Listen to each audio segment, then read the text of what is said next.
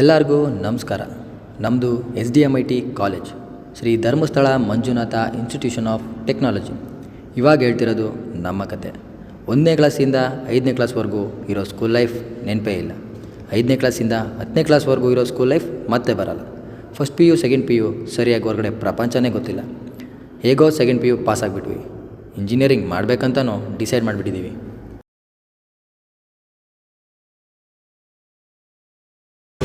Engineering ಮಾಡ್ತಿದ್ದೀರಾ?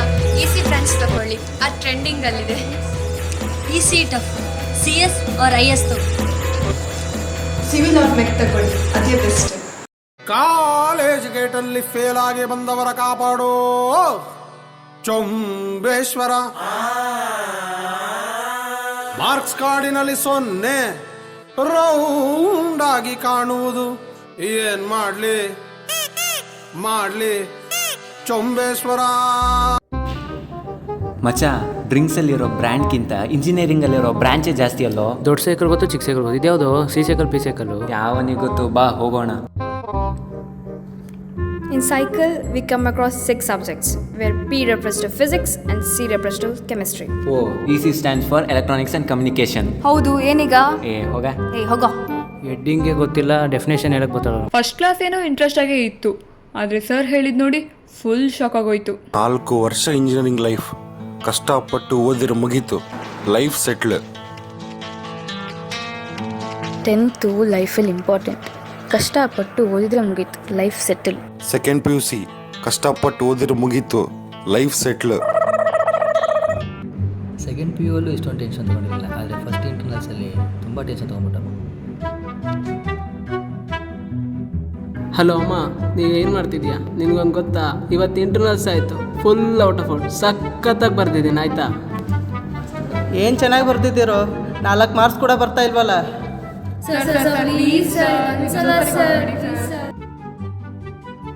ಈ ಸರಿ ಕೊಡ್ತೀನಿ, ಮುಂದಿನ ಸರಿ ನೀವೇ ತೆಗಿಬೇಕು. ನಿಮ್ಗೆ ಗೊತ್ತಾ ಮ್ಯಾಥ್ಸ್ ಎಷ್ಟು ಟಫೆಸ್ಟ್ ಸಬ್ಜೆಕ್ಟ್ ಅಂತ? ಸರ್ ಪ್ಲೀಸ್ ಸರ್, ಇದೊಂದು ಸತಿ ಕೊಡಿ ಸರ್. ನೆಕ್ಸ್ಟ್ ಟೈಮ್ ಇಂದ ಚೆನ್ನಾಗಿ ಮಾಡ್ತೀವಿ ಸರ್.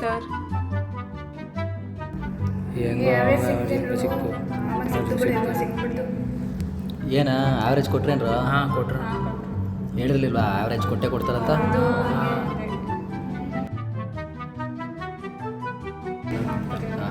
ಹೌದು, ಕರೆದು ಕೊಡ್ತೀವಿ.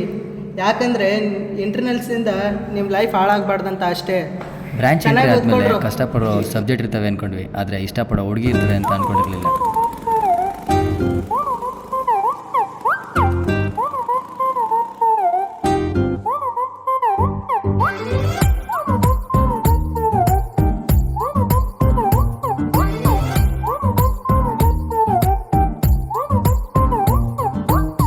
ಬೆಳಗೆದ್ದು ಯಾರ ಮುಖವ ನಾನು ನೋಡಿದೆ, ಅಂದಾನೋ ಅದೃಷ್ಟನೋ ಮುಂದೆ ಕುಂತಿದೆ. ನಿನ್ನ ಕಂಡ ಕನಸು ಬ್ಲಾಕ್ ಅಂಡ್ ವೈಟ್ ಇಂದು ಬಣ್ಣವಾಗಿದೆ. ನಿನ್ನ ಮೇಲೆ ಕವನ ಬರೆಯೋ ಗಮನ ಈಗ ತಾನೇ ಮೂಡಿದೆ. ಕನಸಲ್ಲಿ ಅರರರರೆ ಅಲ್ಲೆಲ್ಲೆಲ್ಲೆ ಅಯ್ಯಯ್ಯಯ್ಯೋ ಕಚ್ಚಿಗುಳಿತಾಳಲ್ಲಾರೆ. ಲೇ ಬಾಬಾ, ರೇ ಒಂದು ನಿಮಿಷ. ನಿಮ್ಮ ಪರ್ಸೆಂಟೇಜ್ ಎಷ್ಟು? 82. ನಿಮ್ಮ ಪರ್ಸೆಂಟೇಜ್ ಎಷ್ಟು? ನಿಮ್ಮ ಪರ್ಸೆಂಟೇಜಲ್ಲಿ ಅವನು 2 ಸೆಮ್ ಪಾಸ್ ಆಗ್ತಾನೆ, ನೀವು ಹೋಗಿ.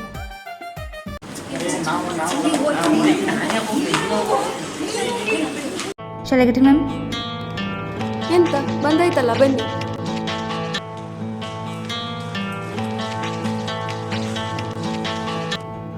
All last benchers, stand up. What is emitter, base, collector?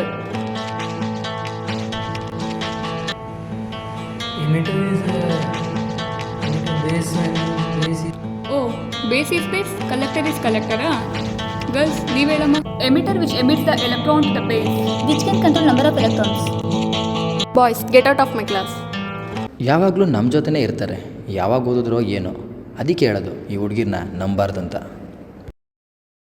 ನಮ್ಮ EC ಬ್ರಾಂಚಲ್ಲಿ ಕ್ಲಾಸ್ಗಳಿಗಿನ ಲ್ಯಾಬ್ಗಳೇ ತುಂಬ ಕಷ್ಟ.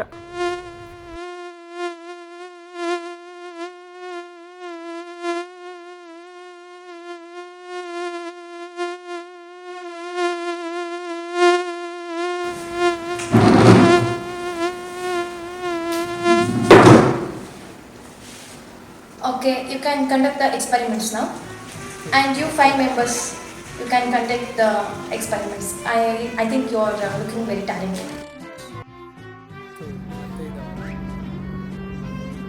Sir, I got the output. What about you? No, sir.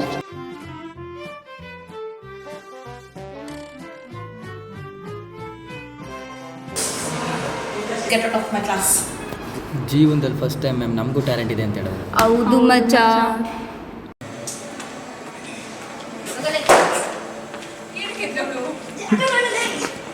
You are suspended.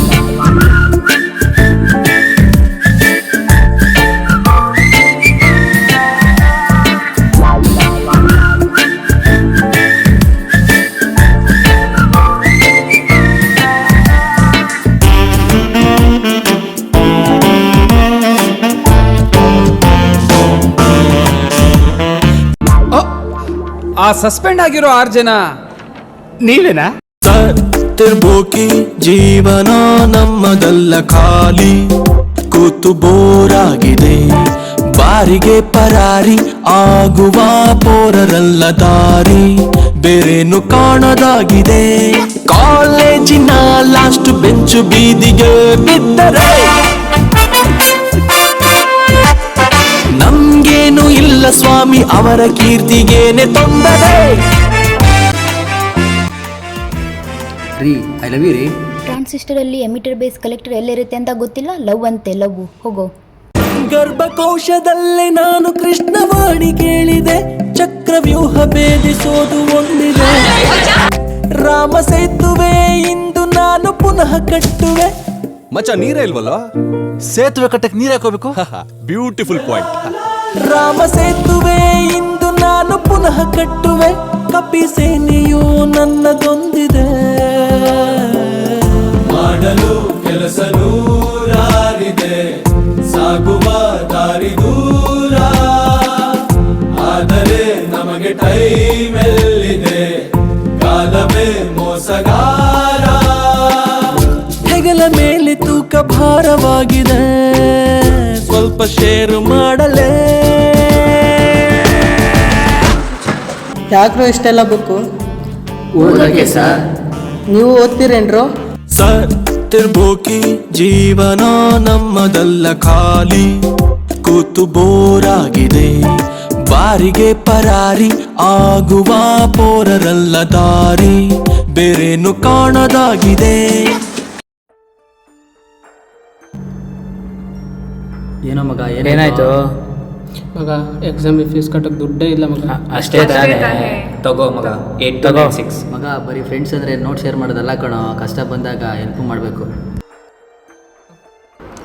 ಏನೋ ಮಾಡೋದು, ಪ್ಲೇಸ್ಮೆಂಟ್ ಅದೇ ಏನು ಗೊತ್ತಾನೆ ಆಗ್ತಿಲ್ಲ. ಏನಾಯ್ತು? ಪ್ಲೇಸ್ಮೆಂಟ್ ಆಯ್ತಾ? ಇಂಟರ್ವ್ಯೂ ಸೆಲೆಕ್ಟ್ ಆಗಿಲ್ಲ ಕಣೆ. ಯಾರ್ದು ಆಗಿಲ್ವಾ? ಒಬ್ರದ್ದು ಆಗಿಲ್ವಾ? ಅಯ್ಯೋ ನಂದಾಯ್ತಪ್ಪ, ಬರ್ತೀನಿ. ಸರಿ. ಏನಾಯ್ತು ಪ್ಲೇಸ್ಮೆಂಟು? ಆಗಲಿಲ್ಲ ಸರ್. ಅದಕ್ಕೆ ಹೇಳೋದು, ಓದೋ ಟೈಮಲ್ಲಿ ಓದಬೇಕು, ಎಂಜಾಯ್ ಟೈಮಲ್ಲಿ ಎಂಜಾಯ್ ಮಾಡಬೇಕಂತ. ಓದೋ ಟೈಮಲ್ಲಿ ಎಂಜಾಯ್ ಮಾಡಿದರೆ ಹಿಂಗೆ ಆಗೋದು. ನಾನೇ ಹೇಳ್ತೀನಿ, ಒಂದು ಪ್ಲೇಸ್ಮೆಂಟ್ ಪ್ರಿಪೇರ್ ಮಾಡ್ತೀನಿ, ಅಲ್ಲಿ ಹೋಗಿ ಜಾಯ್ನ್ ಆಗಿ.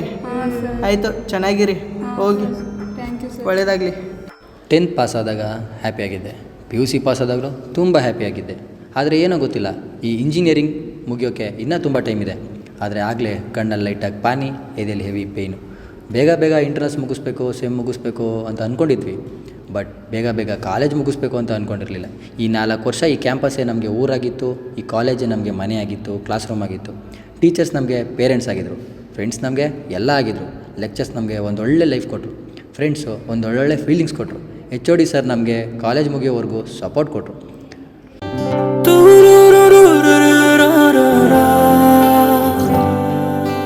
ದಮ್ದರೆ ದಮ್ದರೆ ದಮ್ದರೆ ದಮ್ದರೆ ದಮ್ದ ದಮ್ದರೆ ದಮ್ದರೆ ದರೆ ದಮ್ ದಮ್ ದಮ್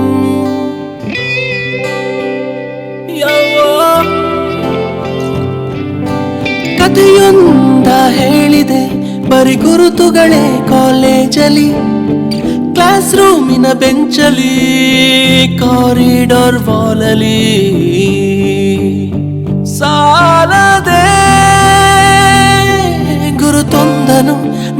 ಬೀಚಿದೆ ಫ್ರೆಂಡ್ಶಿಪ್ಪಿನ ನೆಪದಲ್ಲಿ